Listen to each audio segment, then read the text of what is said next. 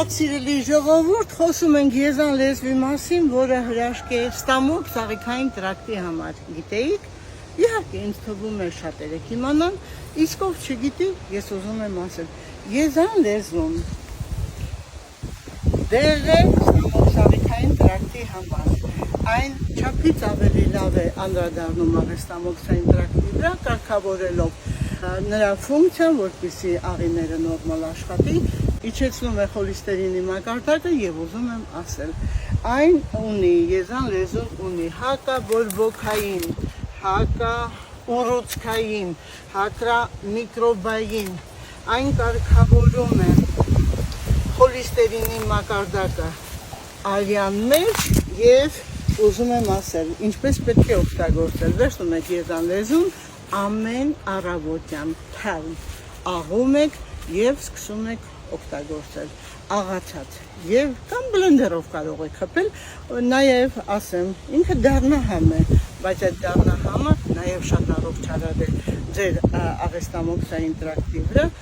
անդրադառնում, որովհետեւ եթե կա այնտեղ բորբոքային վիճակ, եթե կա լորձաթխանթի բորբոքում,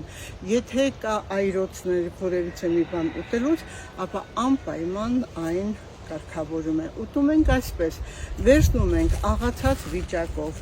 3 ճաշի գթալ ամեն առավոտյան եւ օգտագործում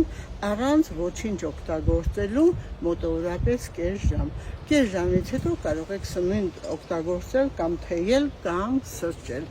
Իսկ այդ ընթացքում ոչինչ։ Աղեստամոքսային տրակտը կարգավորելով դրվազատվում եք մի շարք խնդիրներից, բայց ուզում եմ ձեզ առաջարկել, որ անպայման պետք է խոսել գաստրոենտերոլոգի հետ, որովհետև չափից ավելի շատացել է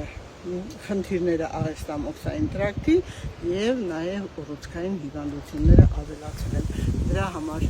խոսում եք բժշկի հետ, հետազոտում եք աղիների վիճակը, ստամոքսի վիճակը, որպեսզի նաև օգնեք ձեզ